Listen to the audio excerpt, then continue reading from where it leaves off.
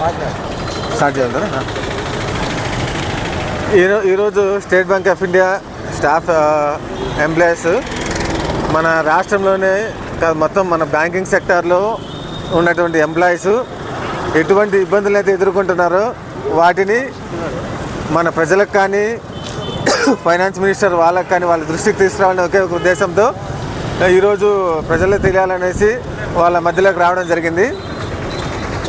Mainly మన bankers మనం అంటే అందరికీ ఉన్న అపోహ ఏమంటే బ్యాంకర్స్ అనేది ఎటువంటి ఇబ్బంది లేకుండా చేసుకుంటారనే ఉద్దేశమే అందరికీ ఉంది, భ్రమ ఉంది. కాకపోతే ఈ జనాల్లోకి మనము బ్యాంకర్స్ ఎటువంటి పరిస్థితిని ఎదుర్కొంటున్నారు అనేది తెలియాలనేసి ఈ ఉద్దేశంతో అందరం బయటికి రావడం జరిగింది.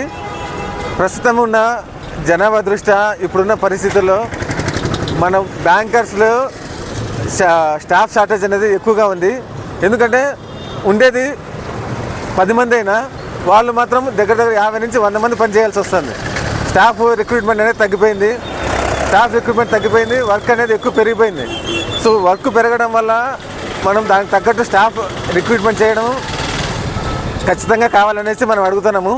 ఎందుకంటే ఈ స్టాఫ్ రిక్రూట్మెంట్ అనేది ఆగిపోయి చాలా రోజులు అవుతుంది అనమాట. 10-20 అంతవరకే రిక్రూట్మెంట్ జరుగుతుంది. సో వర్క్ మాత్రం దగ్గర డబుల్ ట్రిపుల్ అయింది.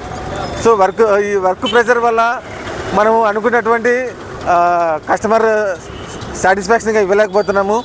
దాంతోపాటు ఈ కస్టమర్లు కూడా ఎటువంటి పరిస్థితుల్లో ఉన్నారనేది ఆలోచించట్లేదు.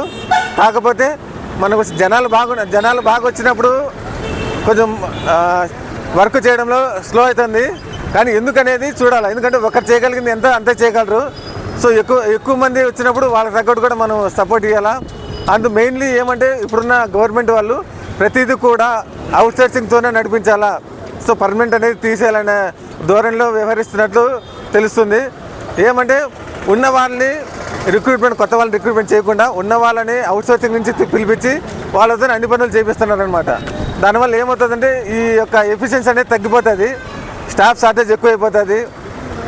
సో మెయిన్లీ మనం ఈ అవుట్ సోర్సింగ్ని తగ్గించి పర్మనెంట్ స్టాఫ్ని పెంచాలా.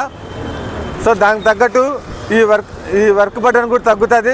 ప్రజలకు కొంచెం ఖచ్చితంగా ఇంకా కొంచెం ఎఫిషియెంట్గా వర్క్ డెలివరీ చేయడానికి ఛాన్స్ ఉంటుంది. సో దానికోసమనే స్టేట్ బ్యాంక్ ఆఫ్ ఇండియా కదా అన్ని బ్యాంకర్స్ కూడా ఇప్పుడు ప్రజల్లోకి ఇన్ఫర్మేషన్ తీసుకువెళ్ళాలని బయటకు వచ్చామన్నమాట.